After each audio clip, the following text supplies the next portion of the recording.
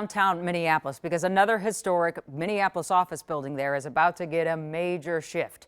20 Washington Avenue has stood out on the corner of Washington and Hennepin for more than 6 decades. But for the past few years, the entire building of space has just been sitting unused, which is a shame because it's gorgeous. Of course, that meant that the price of the building dropped, and it's now a great candidate for conversion. But unlike the grain exchange building nearby, which is going to become housing, the plans for this building are different. Here's Kent.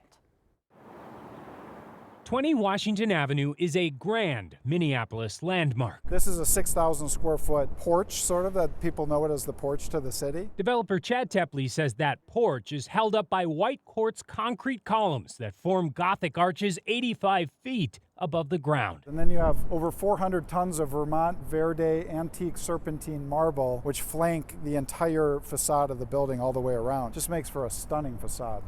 They don't build them like this anymore? No, no, they do not.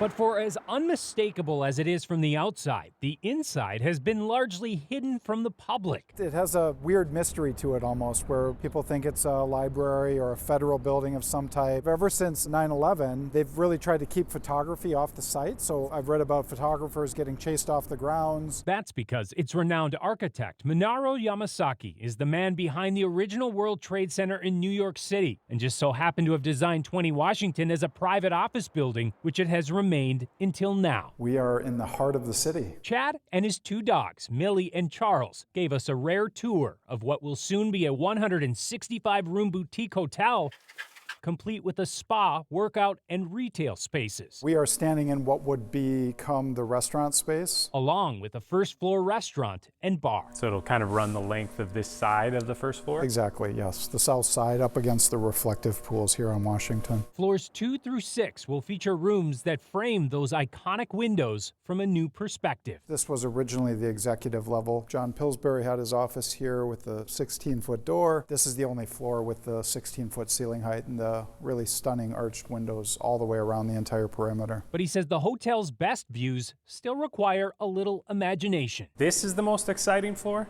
Yeah, believe it or not, with all this equipment right now. The windowless 7th-floor mechanical room will eventually be transformed into a ballroom and pool. We're on the east side of the building right now. That you can't really understand until you go outside. Outdoor decks all along the south side of the building. The pool will essentially flow into the bar and lounge, with all of it being activated up here on top of the portico. That's a fancy word for the top of that massive porch, which offers unforgettable views. The entire Nicollet Mall to the south, right up to the Hennepin Bridge. One of the most exciting exercises we got through was the structural review to determine that we can actually use this space. I was going to say, because this is a historic building, but you can have a patio right here? Right, exactly. The fact that we can use it is incredible because it offers some of the best event space in the entire city. A space he hopes everyone will soon know, both inside and out. I mean, it's a masterpiece and it's a gift for our city. It's a bummer when you see these types of buildings sitting vacant, but it's also really, really exciting to be involved in trying to reimagine them.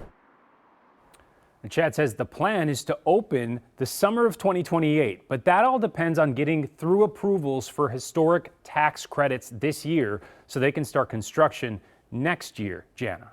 Well, all of that sounds really awesome, so hoping for those deals to go push through. But it hasn't been a great week in downtown. For historic buildings, of course, Fauché Tower facing foreclosure. There's a lot going on. Is Chad concerned that he's going against big headwinds? Yeah, the Fauché had the W Hotel too. I asked him about that and he said no, because the area around where they are right now, it has the Four Seasons, the Hewing Hotel. He said those types of boutique hotels, which this will be, they're also doing really well. Also consider the purchase price. He bought it for about $7 million, I think, in 2025. That's less than, that's twice as much as what the Fauché cost twice as much as that back in like 2016. So talk about a steep discount. All right, got it out of steel and he's going to turn it into a gem. Cool. Yeah. Thanks, Ken.